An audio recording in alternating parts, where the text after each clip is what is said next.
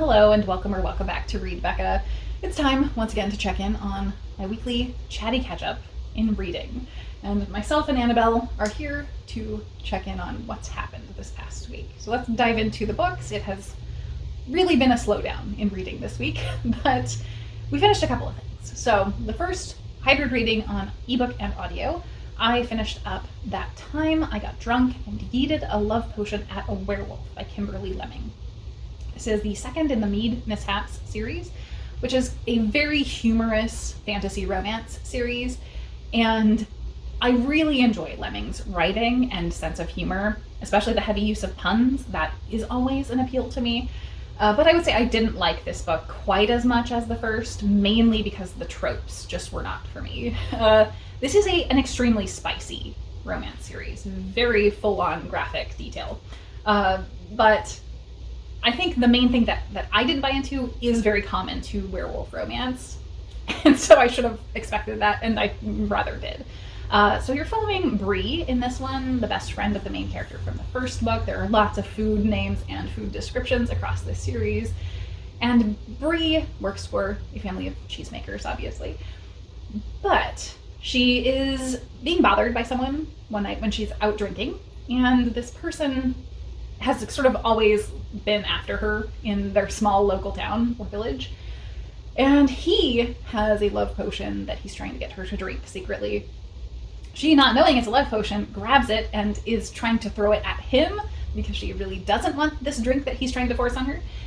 And she misses, and it hits the guy behind him, who turns out to be a werewolf. And he, as a result of love potion, thinks that she's his fated mate and that he has completely locked onto her as the person that he has to be with forever. And so most of the plot of this book is her just sort of going, as far as the romance anyway, is her going, well, we're not really fated mates. Once you get over this love potion, you're going to move on from me.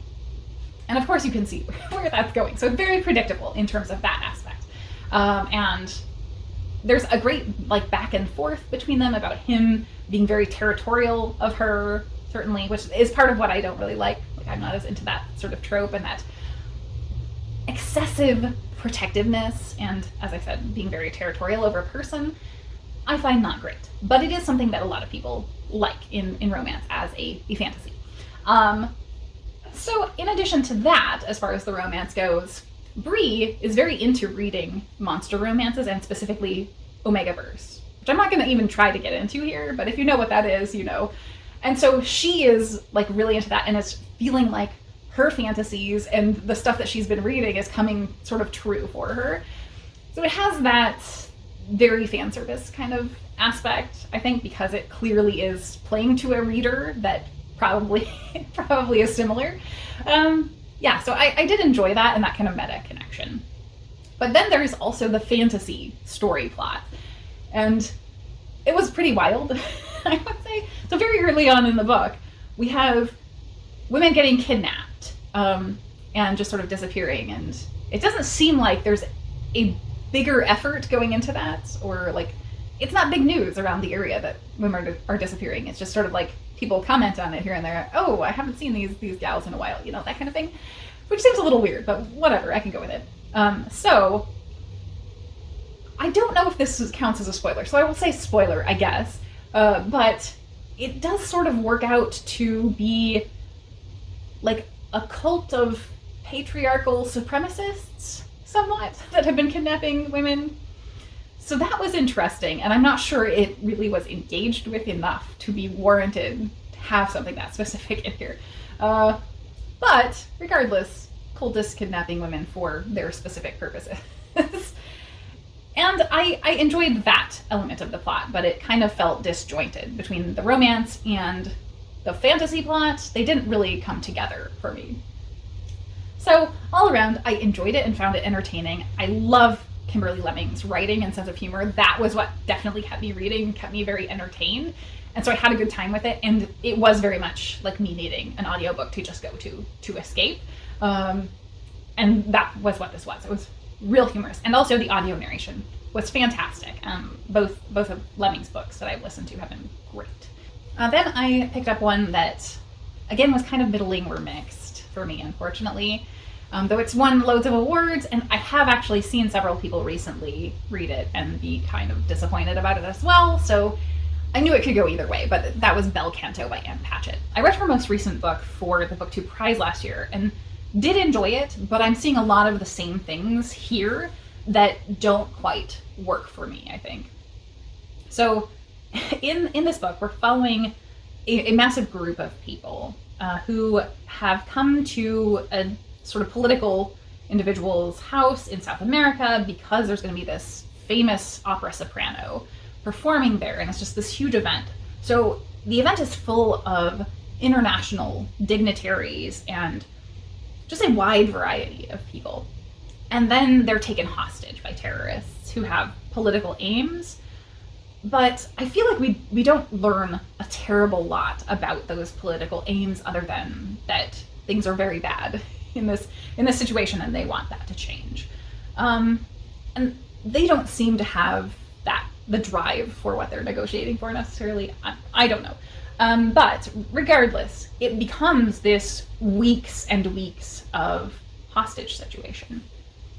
So over the course of this, I think predominantly there are so many characters that I wouldn't say there's a main character, but the closest you get is the translator, Jen. And Jen is the translator for a Japanese dignitary who's there, who has this special love of this operatic soprano that is performing. And so this translator is in an interesting role because I don't know what they would have done without him there, because there are so many people from different parts of the world, Japan, Russia, the people who are there from South America that are speaking Spanish, and he is the bridge between all of these people. And so that, I think, is the thing that I loved the most about how this story is being told and what we're learning. But in the course of these weeks and weeks passing, there is a line that blurs where I think for me, hearkening back to 2020 and living through lockdown, these people are in closed space in this mansion, basically, and they can't leave. And they're all living there, both the terrorists and the hostages. And that line blurs to the point that they're all just sort of finding a new normal. And I recognize that in the lockdown experience of everyone finding a new normal. But they eventually progress into ways that I just couldn't buy as realism. And there were moments of brilliance in it, though, from Patchett as a writer, that I can totally see why people would love this. So things like them being in the kitchen, both sides, preparing a meal, and someone ending up with a knife, and them recognizing they have these certain roles that are set and how they're supposed to behave, but not really being sure if it's important anymore that they behave based on the side that they're on at this point. And following that sort of muddying of the waters between them and the relationships that they've built on both sides as they've sort of found this new normal. There's also a certain element of kind of Stockholm syndrome because people start gaining affections and caring about one another to a very, very strong degree that to me seems a little unrealistic. And I think overall that's what I went back to with Patchett's latest work, and my experience with that is that I think she's a romantic. And I'm really not. And not just in the sense of interpersonal romance, though there is that. I think a romantic, in this sense, I'm meaning she romanticizes so many things about elements of the experience and throws in just things that are unrealistic in terms of everyone being special in some way and not just being like an average person. And that feels unrealistic. Most people don't have special abilities or aren't standouts in any way and aren't trying to be. Whereas here it does sort of feel like everyone is sort of special, even the people who initially appear mundane. She also just romanticizes objects too. I mean, just finds these very rose-colored stories about very mundane things. So I don't think that necessarily worked for me. But yeah, there are so many moments of brilliance, like just in the minor details that she focuses on. There was this moment at the beginning. The women who believed that this would all be over shortly and they would be home in their own beds by 2 a.m. were careful to adjust their full skirts beneath them in a way that would minimize wrinkling. The ones who believed that they would be shot presently let the silk wad increase. So that's just such a minor observation that is so interesting and so thoughtful that you would never think of yourself, but it is meaningful in giving us introspection of these people and what they're going through in that moment. And yeah, it's just the perfect minor detail to focus on. But throughout the book, she does have an awful lot, I think, to the point that's, as I said, it comes across very romantic and dramatized, I think, over the top. I also think, and I won't go into details, but there's sort of a time jump to the epilogue, I guess. And the epilogue doesn't make any sense to me. There's no progression from where we ended to what happens in the epilogue, and it just seems out of character for what's happened. So I didn't understand the point of it, and it wasn't very satisfying, I don't think. Yeah, so it was middling, I think. I very much enjoy her writing. I enjoy those moments of brilliance and the things she makes me think from them, but I think overall as a book, it wasn't a hit. It was very mixed. I forgot to mention a specific note on the audiobook for this one. I had started this on audio several weeks ago and wound up having to set that aside because it wasn't necessarily that the narrator was a bad narrator in any way. Actually, the narrator's voice was quite good, and especially given that there are many characters of different accents, the narrator did a great job with those. But there was something weird about the narration, and I think I've come down to a lack of modulation in the tone, where the narrator kind of sounds like an old-timey radio show a little bit, in that it's very, very flat and stable in terms of the tone. And that was just not working for me whatsoever. Yeah, so narrator for the audio, voice was good, but it did not work for me, and so I wouldn't really recommend the audio for this one, unfortunately. So, now that I've rambled on too much about those, everything I'm reading this week. It's everything I was reading last week, because I have really, despite finishing 2 books, have barely read. Acceptance, I have started hybrid reading, but I'm barely into it. I sort of forced myself to read like a chapter every morning this week for a couple of days since I finished my last audiobook. So this is also added to the pile. So I'm not even going to bother to check in on those. As far as watching stuff, lordy, we have lots of stuff to catch up on. So I have mentioned multiple times that I was lazing through Project Runway seasons because some had just been added, some were disappearing off streaming services that I have. And Project Runway, if you don't know, is just a reality competition show for fashion. I'm sure everybody knows what it is. So nothing really significant to comment on there. I've talked about Project Runway before. I very much enjoy the merging of the technical and artistry that this show has, and that's generally a theme of what I tend to like in most of the reality competitions that I watch.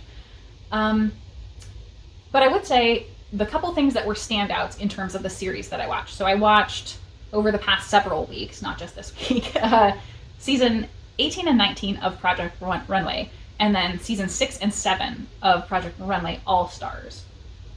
And what was most interesting and unusual in those was probably the last of the All-Stars seasons.